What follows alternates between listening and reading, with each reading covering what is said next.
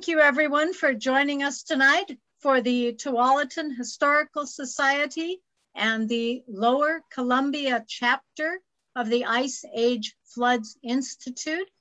Tonight we have Rick Thompson. He will be our speaker. He will be talking about traveling the Ice Age Floods National Geologic Trail. Hello, everyone. This is essentially going to be a travel log of a trip that Sylvia and I just took. We wanted to catch up on some places where we've been before and then see some new places and go to some places that are old, but we haven't been there. So we took about a week and just got back a little bit ago. And so let's take a trip on the Geologic Trail. This is a map of the trail. This was put out by the National Park Service. So I added some circles for where we started about an hour east of Missoula. Ovando, is that how we pronounce it? Ovando, Montana, and there was something special there. I talked to a person inside the building and she said, that's a long way to come just for this, but it was worth it. So then we also went to Missoula for several places there.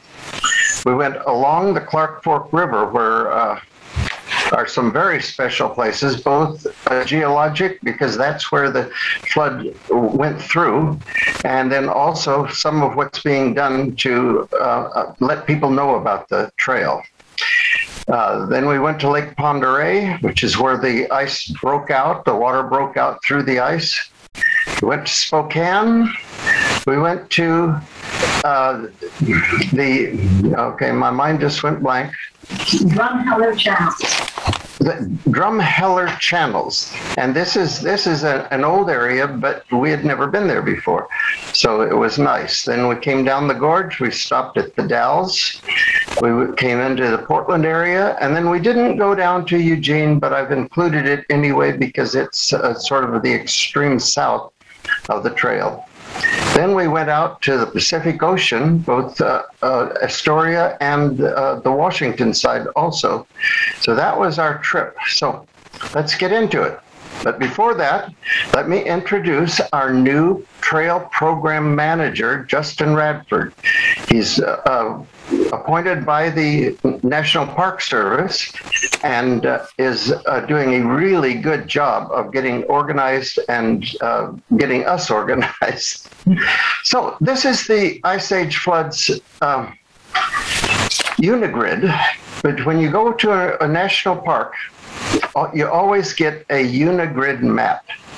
Well, ours isn't quite ready yet, but it's coming soon. So we will have a unigrid map with information on the entire trail and places to go and see.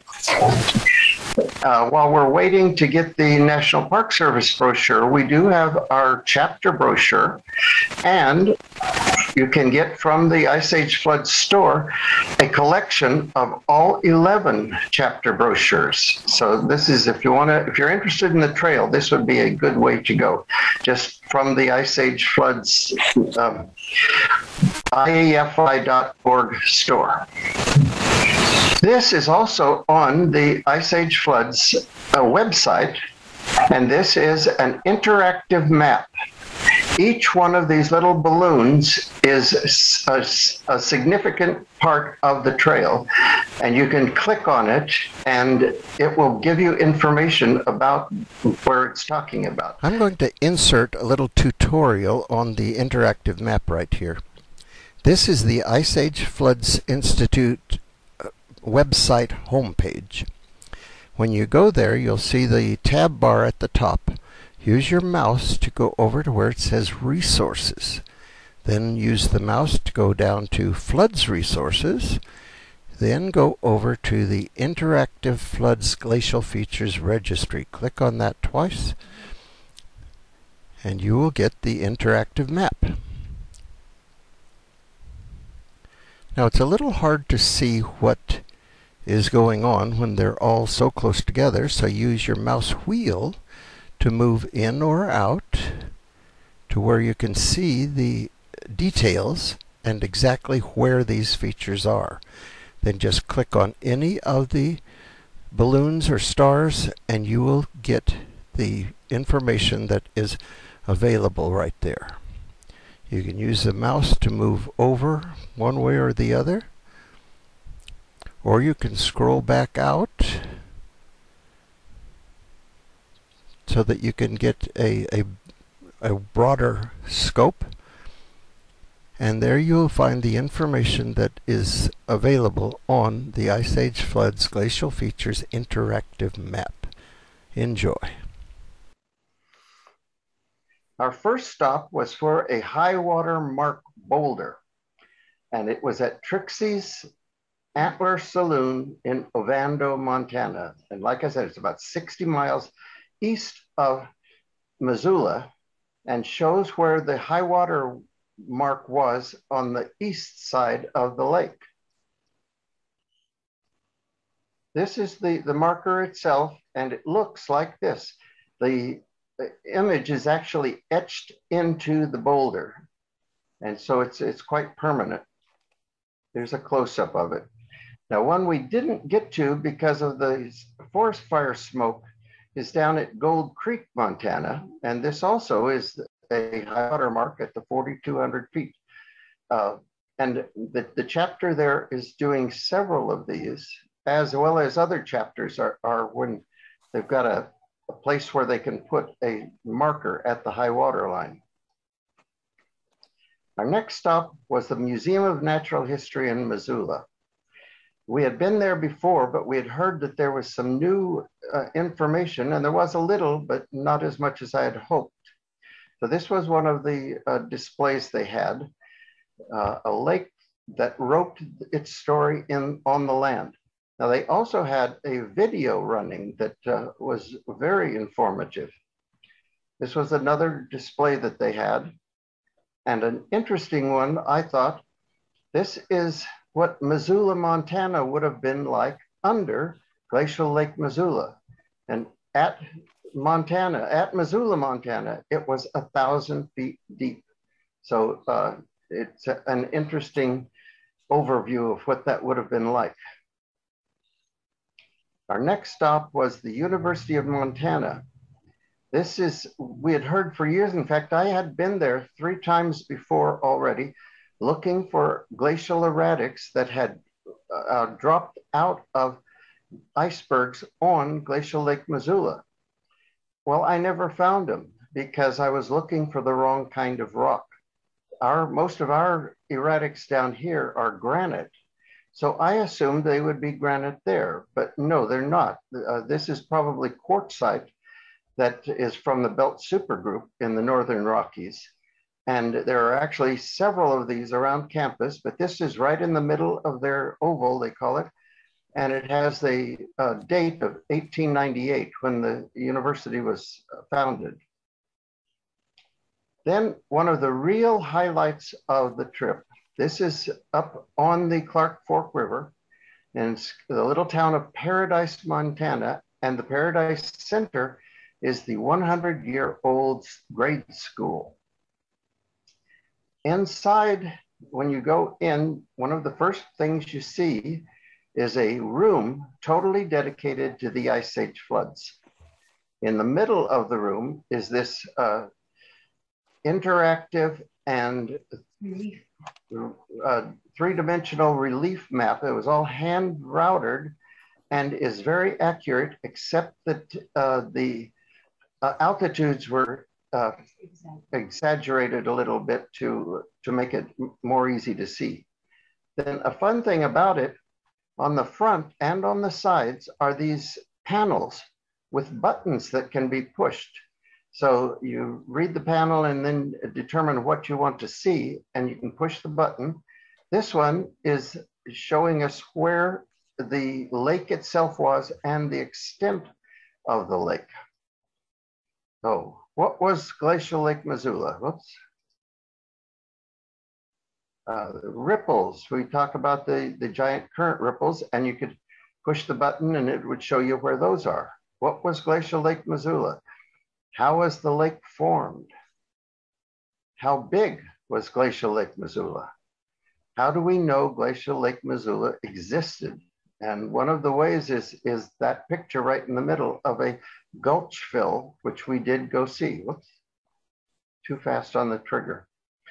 We went to Eddy Narrows, which is where the water burst out of the Clark Fork River. It's actually about an 8-mile long scoured channel up to several thousand feet above the river level itself. All the rocks were removed on the side. So it was something that we really wanted to see, and it was really too smoky to see, but I had a picture from the last time I was there, so I will show that. Then local features. This room, every wall was covered with something that made the story come out and cause people to be interested. The downstream impacts. Profiles of the discoverers. This was only one, David Alt. This was a display that was outside the school, and it was very informative. And I loved this picture over on the side, because when you looked up from this display, you saw that same picture, and you could see how high the water was when it was flowing through there. This is Eddy Narrows. That's that place that I talked about where it was scoured. And just to show you where the scour marks are, these show the areas that were just totally scraped away by water and ice and rocks at a speed of about 80 miles an hour through there. So that's what it looks like when you're going down the highway. Now, there isn't a place to pull off. So you kind of just have to know it's there and look for it when you drive through. Then we went to Lake Pend Oreille. This is one of the deepest lakes in the United States. And this was gouged out by the flow of the water and ice out of Glacial Lake Missoula. It's so deep that they put a submarine base in the lake. And so there's some real nice displays, including this one about a hockelup. That's the Norwegian word for an outburst flood. We went from there to Farragut State Park in Bayview, Idaho. This is at the bottom of Lake Pend Oreille, and this was a Navy training base during World War II. And then after they abandoned it, it was made into a state park. Most of the buildings are gone from the training center, but the jail is still there, and they use that as a museum. So they've got one wall dedicated to the Ice Age floods. So we've got the blockage occurs, the lake formed, ice dam fails, impact of the floods. So it's nice that they have a display of the Ice Age floods. Now, this was the other highlight of the trip. This is a brand new park. Well, it opened in May, I think. Mm-hmm. This is Consuelo Larrabee. She was our guide and gave us a personalized tour of it. And Melanie Bell and Consuelo worked really hard to get the signage and the displays to be just right. So they do have some great signs, and they've got some great elements of the trail in there. It's a playground essentially, but it's a very fun Ice Age floods related playground. This is a replica of an actual mammoth fossil that was found just like this in that area. Now, it is a playground, so it's got a merry-go-round, it's got climbing rocks, all kinds of fun things. And the blue and gray area down below is a spongy material. It's actually fun to walk on. I told Sylvia, I wish our carpet at home was that soft. This is one of the climbing rocks. Here's one of the signs on a columnar basalt, which they have all around the Spokane area. So once you learn about it, you'll see it and understand it. Now, this is something that the parks people wanted to put in, had nothing to do with the Lake Missoula flood or the Ice Age or anything else, but they wanted to do it as a part of the playground, and so they named it the Columbia Tower, and it's very popular with the kids. This is probably the highlight of the park. It's simulated rocks. When you walk over to a certain part and step on a little round button, first of all, not steam, but mist starts squirting out of the ground and out of the rocks. Then the steam vents turn to water showers, and about that time, the waterfall opens up and you see the big water coming over the edge. And I guess this is extremely popular with the kids. Here's another one of their signs. And here are two signs that are waiting to get their inscription on them. So these are nice metal, very durable signs.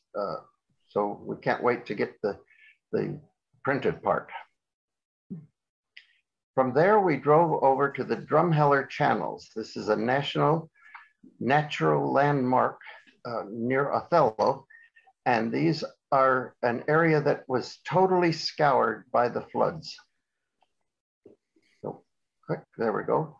This is a kiosk that they have there with some beautiful signs giving the whole Ice Age flood story and what you can see there. And then this is some of the wildlife that you can see in that area. So you can see it's what they call butte and basin topography. So the floods just ripped out rock up to hundreds of feet high and carried it away, leaving this kind of topography. From there, we came home down through the Columbia River Gorge. We stopped at the Columbia River Gorge Discovery Center in the Dalles, because they have a whole room dedicated to the Ice Age floods, including Stevominski's painting called The Rowena Incident. This painting is at least 8 to 10 feet tall and that wide. It's almost life size, I would guess. They also have some fossils. This is a giant ground sloth and with a skull from it and a skull from a modern sloth. Then we came back to Portland. Portland, Oregon has the Oregon Museum of Science and Industry. So they have a display outside and a glacial erratic or an iceberg erratic. The University of Oregon in Eugene has the college's museum, but it also has Ice Age floods displays, including on the outside, there's an erratic boulder and this replica of the Willamette meteorite. One of the things inside is a timeline of J. Harlan Brett's discoveries and getting the word out that this was a real massive flood. We came back through into the Portland area, and Fieldsbridge Park in West Linn it's not new, but it is one of the areas where you can find out more about the floods than almost anywhere else, because they have these wonderful kiosks, which 3 kiosks, each with 3 or 4 signs. And this is one of the signs. So you can see they are very informative. So it's a great place to learn about the floods. Tualatin is what we call the crossroads of the Ice Age floods. This is the Tualatin Greenway Trail, which includes the walk through time, where you can actually walk along and view when things happened, including the Mount Mazama and Mount St. Helens and different volcanoes, as well as the Ice Age and the flora and fauna that was in this area at that time. Speaking of that, in the library, which is right next to the Greenway Trail, we have the skeleton of the Tualatin mastodon. This was found about a mile from where it is now on display. The Tualatin Heritage Center has several Ice Age floods displays, including this 10-ton granite boulder on the outside. And then our latest acquisition is the rare rhyolite boulder that was found in this area and brought to the Heritage Center. We don't know of any other rhyolite boulder on this side of the mountains that there may be some, but we don't know where they are. So this was a great find just from earlier this year.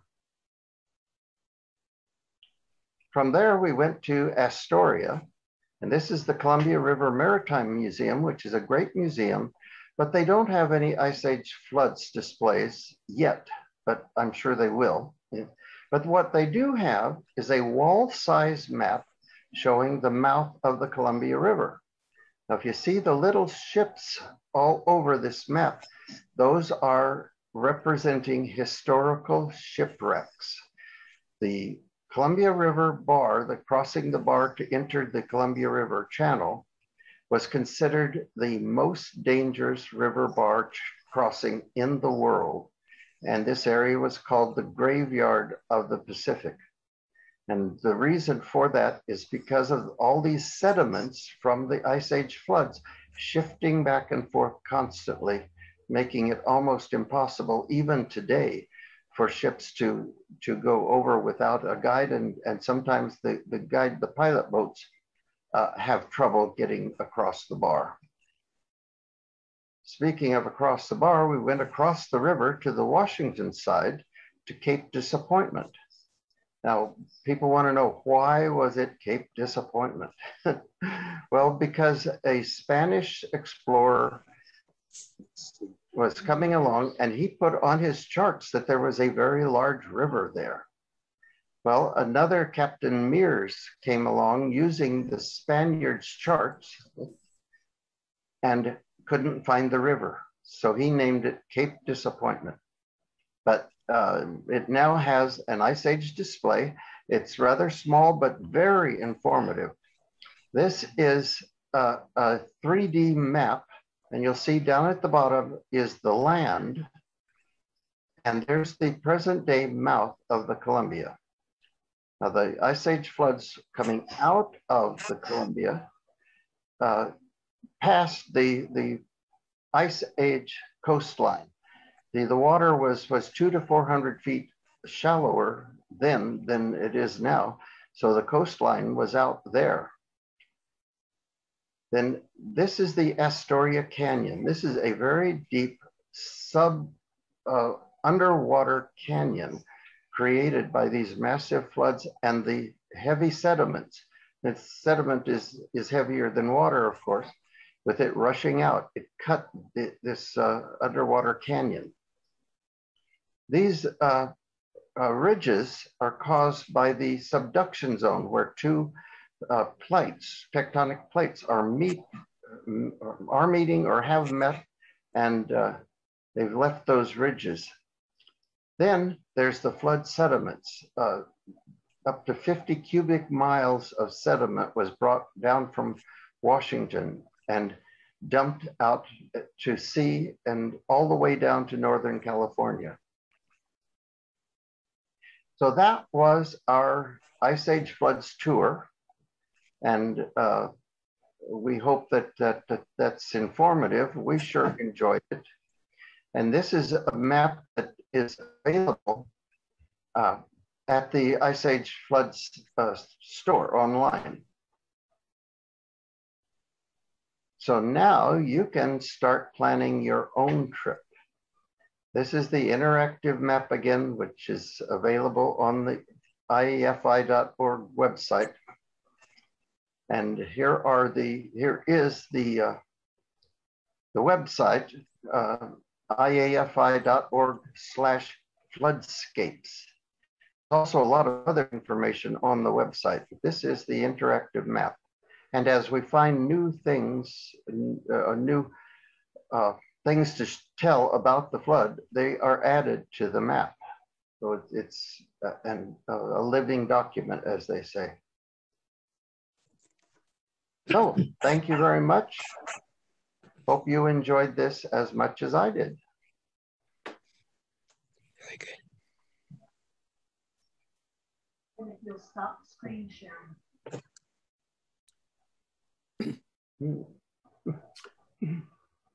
Well, thank you, Rick. I have, as of yet, done no exploring, but I'm looking forward to it. And that was very informative. And as soon as I feel brave enough to face all those unvaccinated people over there, I may go give it a whirl. Well, some of these places almost have no people there. So like those the are the Drumheller places channels. I'll go first. Yeah.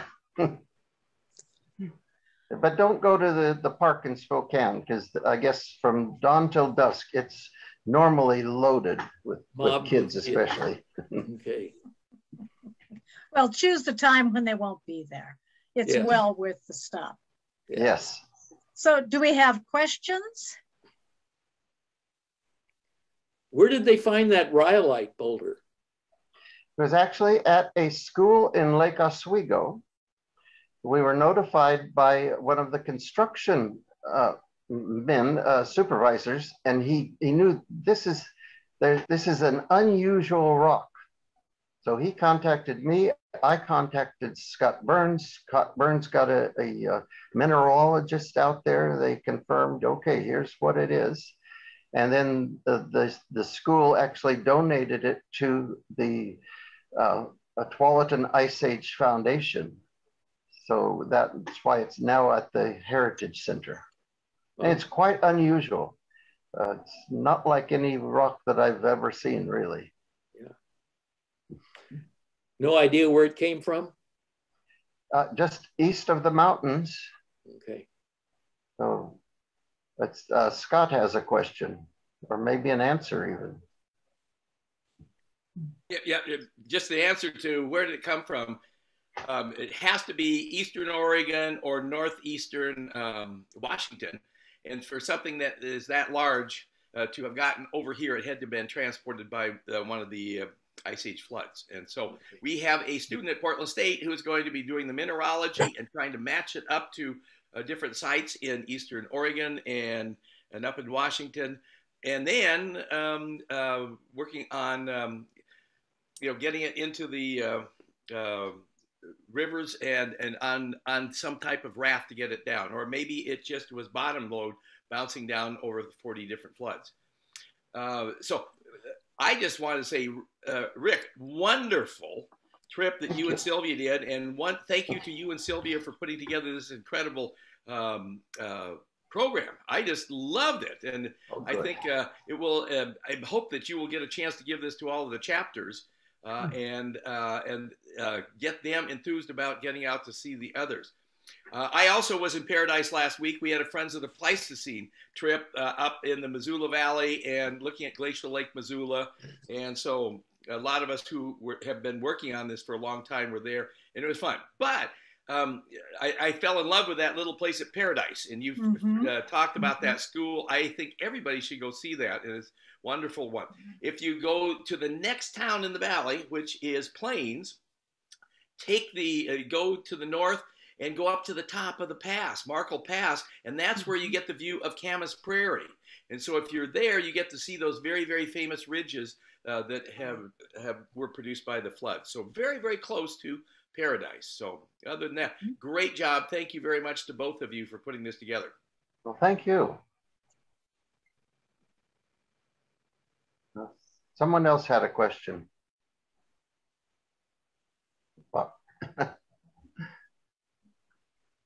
Well, Carol Edwards says, thank you so much. Very interesting. Oh, good. I always figure if I like it, somebody else is going to like it. So I really like putting this together. I actually took about 500 pictures and didn't think you wanted to stay up all day and night to see all of them. So these are the most important ones. Rick? Yes. Charles Hall, I'm very impressed with the displays that we're beginning to see around the region. Beautiful displays of which really help create and fulfill the understanding of the floods and what they were all about. That's impressive. So we've come a long way. Yes, it is exciting. In a long period of time. Well, Yes, nothing Greg. worthwhile happens quickly. Greg, go ahead and unmute and ask your question. Thank you, Sylvia. You hear me now? Yes. I'm wondering if the federal NPS is really doing anything other than appointing a new supervisor.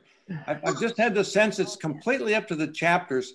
I don't see a real serious federal hand Park Service in this. Is there anything actually happening or yes? Booked? If you met Justin, you would know that there's a lot happening. He's working full time at it.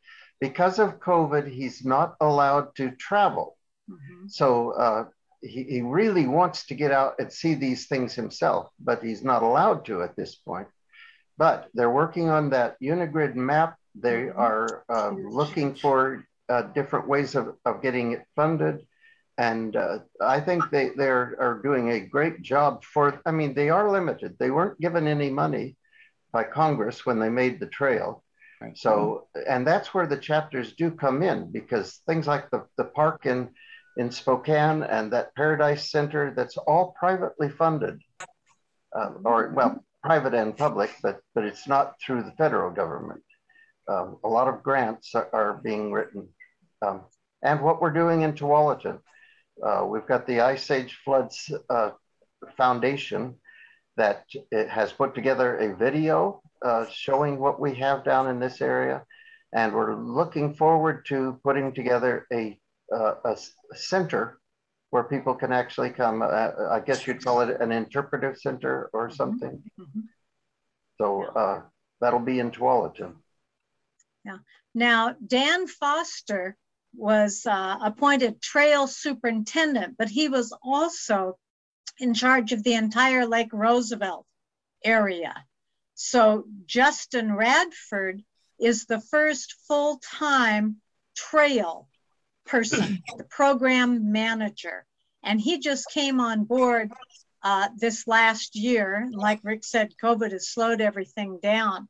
But we're very impressed with what he has been able to do. And like I said, getting the map put together and him talking to each of the chapters, getting information about various sites, etc. So I think once he can, you're going to see a lot of action coming. Thank you. Where is he based? Is he up at Lake Roosevelt? Yes, Coulee City.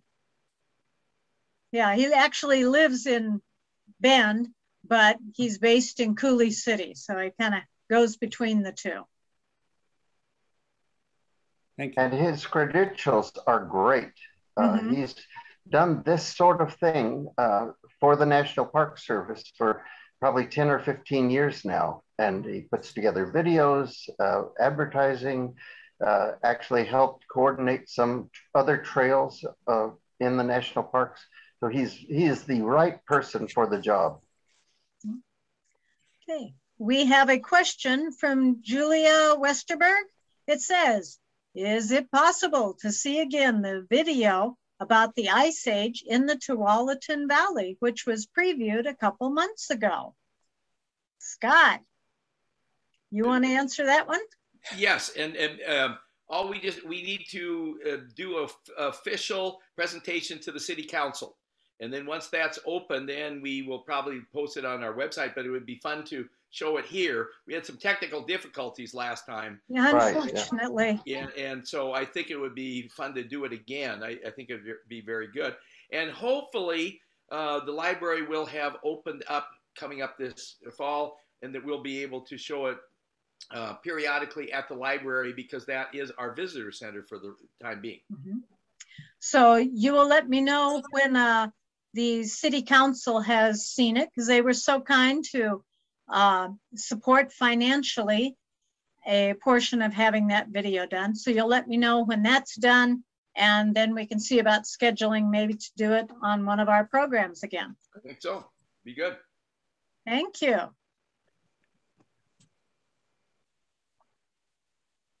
Charles, did you have a question? Yes. The model of the Willamette meteorite is in one of those little outcroppings in Fieldsbridge Park. Is that still there? Yes. Yes, we have a is it 1/5 size? It's 1/5, yes. Bronze replica, and it looks and feels like the real thing, just a little bit smaller. And that's one of the reasons why I tell people to go. If you want to know about this trail in this area, go to Fieldsbridge Park. You get to see the meteorite, see the placards telling the whole story of how the meteorite was discovered and ended up in New York, where it is now, and leaving us to make replicas. Yes, Greg. One more. I think it's La Crosse, Washington, or some very small town. Something new has been put up recently regarding the floods. Does anybody know what I'm talking about? Has anybody seen it? Ooh. Is it Rosalia? Is it La Crosse? Rosalia? Rosalia is how you pronounce that. Yeah, but although I thought it was La Crosse. It's some kind of it's an old building, a stone building, and they made a museum or something out of it. Now, is that about the mammoths? Mammoth? You know? No, I don't believe so. I think it's floods.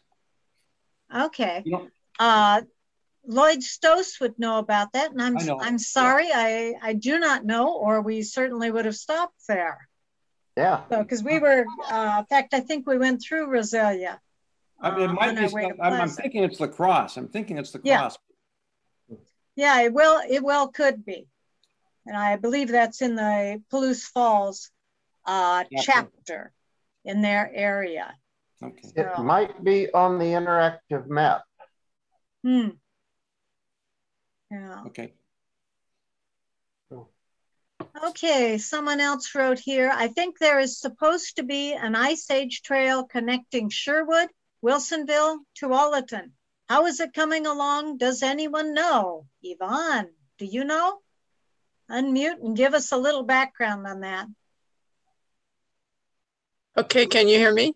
Yes. The Ice Age trail that we successfully named that way is coming along very slowly. They're buying right-of-way, and I think they've got almost all the right-of-way.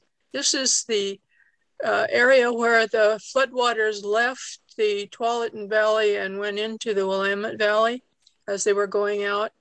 It's a walking trail from Wilsonville's park to the Tualatin River Park, and it's taking time, but it's going to happen. Wonderful. 20 miles long. I'd say it's at least 10 miles long. Wow. That is great. That is great. You know, being able to connect those three cities together along there. And part of that runs through the Tonkin Geologic area. Did I give that the right name, Scott? Tonkin Scablands, or the Tonkin Geological Area. Yeah. Yeah. Which is nice, because there's a lot of features still to see down in this area and in Tualatin. Did you have something else, Yvonne? Just to point out that for years and years I've been involved with Tualatin Mastodon, kind of lonely. Not everybody was interested.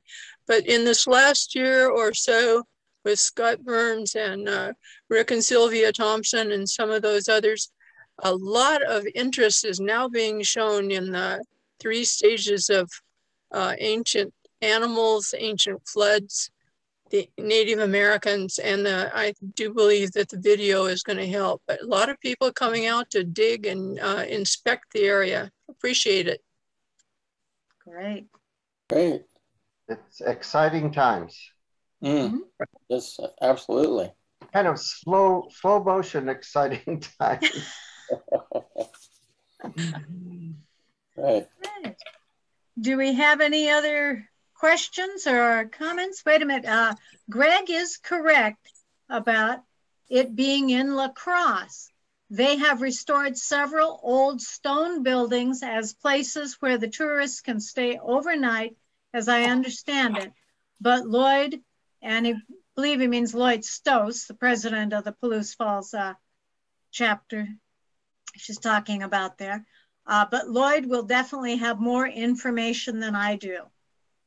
I do remember seeing something, I think in one of our newsletters about that, these old stone buildings. So yes, you are right. Thank you for bringing that up, Greg. Rick and I were kind of scrambling, trying to get everything done so we could go on this trip, etc. So I knew there'd be places that, you know, we would just miss. So thank you for bringing that one up. Could I add just one more tribute? Mm-hmm. Yes. Could I? Recently, David Ellingson, the teacher at Woodburn, and Mike Full of McMinnville Scuba Diver for Fossils, they arranged with Oregon State University to bring up a remote controlled, looks like a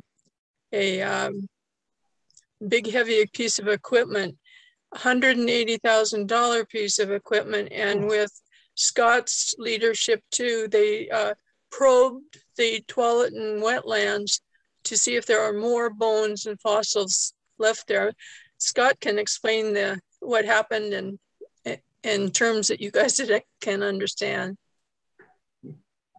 This machine is owned by Oregon State University in the Department of Archaeology.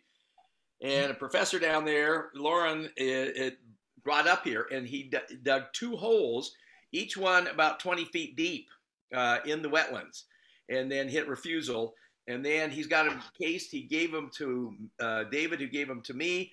And we have another student at Portland State who is going to be working it up for the stratigraphy, looking for something datable. We do know we already have a 13,000-year-old date right at the very, very top of it. So no fossils found in it so far, but there may be some microfossils. But it will be really a nice baseline for the wetland study and then the whole Tualatin wetlands where the mastodon was found. So we're excited about it. Thank you. We also have University of Oregon student, or Andrew Boehm is his name, and he's working with a national policy group to see if there's a new species of mastodon. They have determined there is, and Tualatin skeleton is one of the only ones known in Oregon. So we've got PSU, Oregon State, and U of O all involved in our volunteer work here for the ancient history. Wonderful.